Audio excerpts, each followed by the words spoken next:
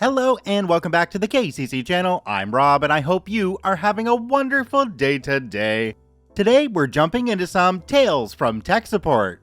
Please check out the KCC Discord linked in the description down below. There you can talk to me and a whole bunch of KCC fans who hang out there on a regular basis. I look forward to seeing you there. Our first story today comes to us from Teddy of the Bright Star. Are you sure you want to fire me? Let's jump right in. English is not my native language, so please forgive any typos. A couple of years ago, I worked in a big energy infrastructure company. I worked there for over 4 years, starting out as a technician. But because I'm a very IT-oriented person, I soon found myself doing server maintenance and also new server room builds. Because of the nature of the industry in my country, I happen to be one of the few on-site IT support guys in the whole country. Later, I found myself to be the only one, since all of the others moved to different positions. I also did regular energy production maintenance because for some reason, the company felt they didn't need a full-time on-site IT support. About 3.5 years to my employment, I was diagnosed with an illness that affected my production maintenance part greatly. In fact, I couldn't do that anymore at all. I won't go into details with this. I could and was still doing the on-site IT support and installations, since I was by far the most qualified, and also the only one who was doing that at the moment. Our main IT crew was located in another country, but I still made friends with most of them in my years of on-site IT support. At some point, when the equipment was already aged many years, we started having problems with it. I began having jobs hundreds of kilometers away, and also in completely different maintenance areas as well, because all of the other support guys moved to different positions. I had a colleague in maintenance that I started to take along to some of the jobs, just because I really needed some help.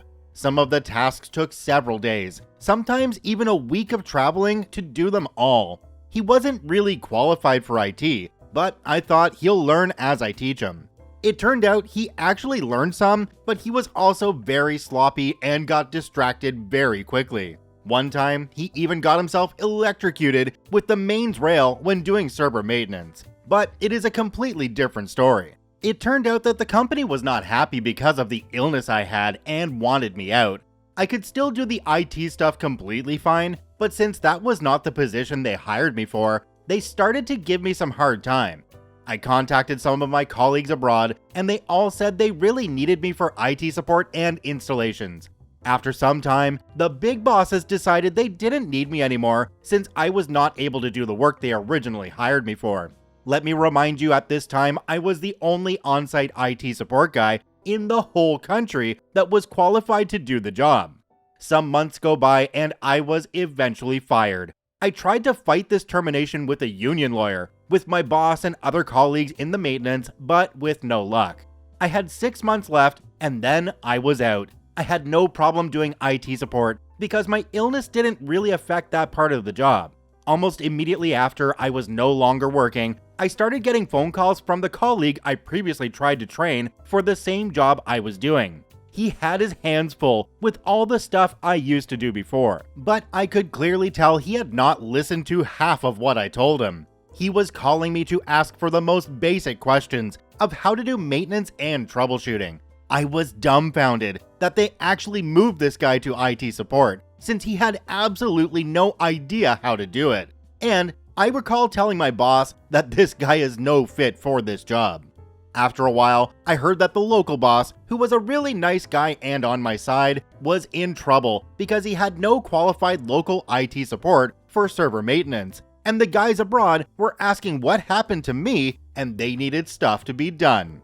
To this date, they haven't got anyone qualified to do the job, and the guys abroad regularly have to travel hundreds or even thousands of kilometers to do maintenance and installations that I previously completed in some hours. I can't see how the company saved money on this. It's crazy how detached most of the management is from the actual work and tasks. Well, OP, if the company's really struggling, this is your chance to do some consulting at least 5 times your regular salary. If they're really failing and they're in a bind, they will definitely bring you back. They'll be willing to pay whatever you need, especially if you're the only person that can actually do the job they need done. OP, you need to get on that. Do me a quick favor and take a look down below the video. If that subscribe button's still red, it means you're actually not subscribed to the KCC channel. Please hit that subscribe button for more daily Reddit stories. This next story comes to us from Just Keep It Quiet. Just give us the servers for free. Let's jump right in. Okay, so English isn't my first language, so apologies if some technical terms are wrong or unclear. Please feel free to correct me. I work as a software engineer, and most of the time the projects I work on with my team are either technical support for existing SCADA systems or integration of new ones. Recently, we got a new client who acquired new buildings and is now hiring us to automate everything. We would be setting up servers and build a new system, etc. for their employees to be able to view and control the lighting, heating, AC, etc. in whatever room they're in. The problem is that the existing system is running on 18-year-old software, external servers, and is incompatible with the security standards they decided on. So we gave them an outline on what we'd have to do, set up, and change to meet all of their regulations and standards. This is a big client, one of the biggest companies in the automotive industry, so it's not like they're short on money for something as insignificant as building automation. Plus, they know their regulations are very high compared to smaller companies, so you'd assume they know to expect higher costs. Except their associate who's overseeing the whole project and who chose our company for the job expects us to use the old, existing infrastructure and just, I don't know, build on top of it. I called him today to discuss the specifics, and it went something like this. Hi, I'm calling to discuss the integration of the new system. Right, yes. See, I took a look at your proposal, and I see you intend to install new touch panels in every room. Yes, that's right. You stated that all rooms should be controllable by the employees sitting in them. The best possibility for that is having control panels in each room that allows them to change the heating, lighting, and check the AC and window contacts all in one. We feel like that's the easiest solution so that even employees who don't own company work phones have access to it. Yes, I approve of that idea. However, you said you would need to set up an entirely new system for it. Why is that? I know the buildings have perfectly fine working systems in place already. Yes, but what you requested is not possible to build on the current Windows 2003 servers you have. Okay, but why not? Windows is Windows, isn't it? The project includes roughly 300,000 data points for the administration buildings alone. The production facilities have even more space required to automate. Also, not every room is currently connected to the system, as you added new walls inside the building. Plus, as externally managed servers, they do not meet your required security standard, and you would need to be changed either way. Okay, so you're implementing a new SCADA system for us to use, yes? That's correct. But since you refuse to use the existing server, I expect the upgrade to the new ones to be at no additional cost to us. What do you mean? Since there's already infrastructure for building automation in place, I expect you to add the new servers free of cost. Changing them was your idea after all. I'm sorry? That's not, did I explain it wrong? Or what exactly is unclear about the procedure? Nothing is wrong. What you propose makes sense to me, but the cost for the switch can't be that significant, so I expect them to be added for free as a bonus. This project is already very expensive, so it shouldn't be a loss for you to add them on top. So, did we come to an understanding? No, we do not. I'm sorry, but that is something I need to talk about with my boss. The costs you imagine are a lot higher than you think, and this is not a decision I'm authorized to do. What? I googled servers and they're not that expensive. This is ridiculous. I will get back to you after discussing it with my boss. Let's schedule a meeting with the supervising team for this project and discuss the general outline and costs again. I will send you our offer again with the cost allocation so that you can rediscuss it with your team until the meeting. The meeting is next week, and I have honestly no idea what he thought the cost of servers and their continued maintenance are, because that's like one of the most expensive things about the whole project.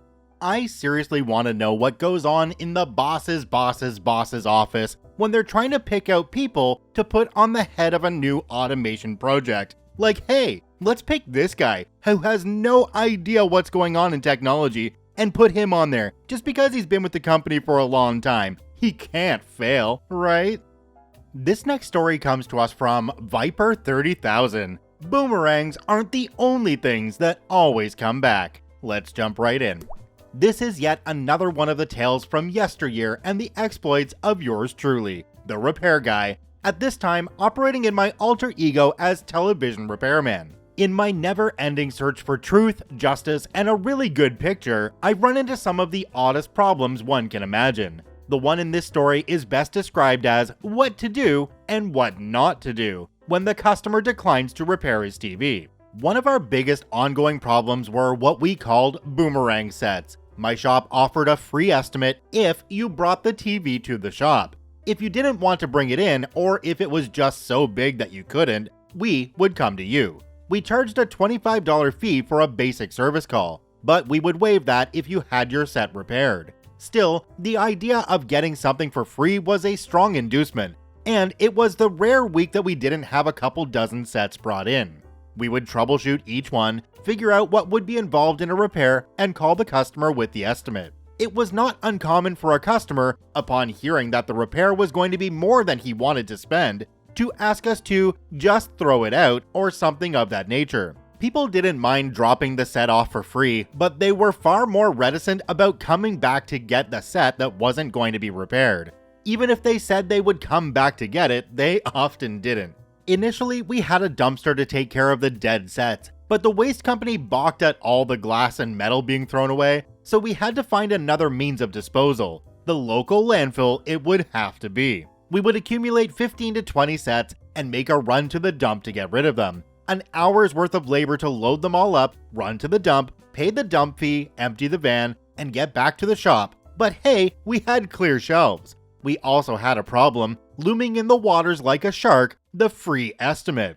For the next couple of weeks, we would be plagued by those same dead television sets coming through our door, brought in by people who had gone to the dump, saw these sets on the pile, and said to themselves, hey, that set doesn't look too bad. It might not cost as much to get that TV working. I know where I can get a free estimate. And we would find ourselves working on the same television sets again. Usually, we would recognize them when they came in the door, but not always. Sometimes we had to get them on the bench and open to be able to recognize past deceased patients.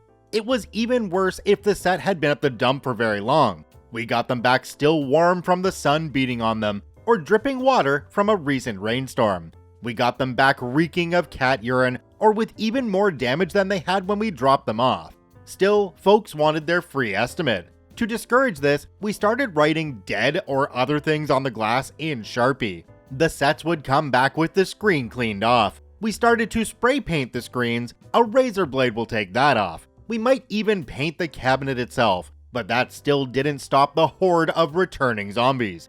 On one occasion, we stopped to pick up coffee on the way back to the office, and one of our sets was already back at the shop waiting for us. We started leaving the backs off, doing more damage to the sets, whatever we could to try to make it obvious that each one was a write-off. Finally, my boss had a brainstorm and started experimenting with ways to break the picture tubes. Helpful hint, this is not terribly easy and is not a safe thing to do. Don't try this, you can be hurt. None of it made any difference. The sets kept rising out of the mist like a brigadoon to continue to plague us. My boss was beyond exasperated. Between the time it took to intentionally mar or destroy the sets, carry them to the dump, and greet the survivors when they returned to the shop, we were losing a lot of work time for a small shop. He finally started taking them home and using his backhoe to bury them in the backyard. He only did that for a while, and in later years, when his daughter and her family were living in the house, they had to do a very expensive dig up and clean out of the land, because 40-year-old zombie TVs were clawing their way out of the eroding ground and making things dangerous for their kids. Long after I left, I understand they bought an industrial wood chipper and fitted it with a hood so they could toss a set, close the hood, and have it chewed to ribbons and shards without pieces flying out all over the parking lot. Apparently, even the most die-hard dumpster diver won't bring a bag of metal and plastic shards in for a free estimate. OP, the simple solution to this one is to have a free estimate, but then tack on a $50 disposal fee, because people won't really want to pay that, and they'll probably take their TVs back and then toss them on the side of the road somewhere. Okay, don't do that. This is just a hypothetical scenario. This next story comes to us from Bing Throwaway 144. You're going to be rude, have it your way, but all your tickets are now low priority at the bottom of the queue. Let's jump right in. So today I had a really rude customer scream over the phone about how one of her colleagues' reports failed. They are a larger user, and they have been getting some minor errors more frequently, which are investigated by the dev team. Most of the functionality is working fine. Just a part of the features occasionally throws an error and they don't get charged for it. We acknowledge that and are doing all we can with limited resources, with 2 members of staff less than we previously had. So that woman who has a severe case of the Dunning-Kruger effect screamed in my ear yesterday after she called, and I told her politely that the issue will take time to resolve. She yelled, "All you need to do is some visual analysis. What is so hard about that?" Whatever that means. I then told her that I will pass it on to the developers and ask them to prioritize their already existing ticket. So we looked at the error logs in the database, passed them on to the developers, told them that more and more have been popping up, and requested that they raise the urgency of the issue. However, they said that since it's intermittent, it's really difficult to replicate, and therefore identify the issue that needs to be fixed, which makes sense. It's also only part of the application, and the rest of the functionality works fine, so they can't prioritize it when they're busy with more important things. Lo and behold, same Karen calls us again, and she's incredibly nasty. What a surprise. She says that she's got another error, and I ask what her username is. She then yells, "It's not me who got the error, it's my colleague." So I'm like, okay, what's your colleague's username then? Apparently, I also need to ask my boss to pay for some courses in telepathy and mind reading. I then find the failed report, apologize for the inconvenience caused, and told her all details that we can share with customers about the investigation. I explained that her case is being reviewed, and we will be in touch as soon as possible. So I ask her, is there anything else we can help with? To which she laughs and replies, "I don't think you helped me at all, but no." So this of course reminds me that there is no point to go the extra mile in customer support, and this job is not worth ruining my health over rude people. I felt sorry for the woman yesterday, so I set her low priority ticket to a higher priority just so she could get an answer quicker. But then I thought, okay, looks like you don't need our help at all. I find all her tickets and then set them to low priority, which they are. I only set them to a higher priority after I was startled by her screaming. This means the earliest she will get a reply is in 2 weeks, even though she wants it fixed right now because your company is causing us so many problems. Apparently, I'm also the CEO now. I then emailed her, "Hello miss, we are looking into the issue you raised. If we get an update, we will let you know. Thanks, tech support."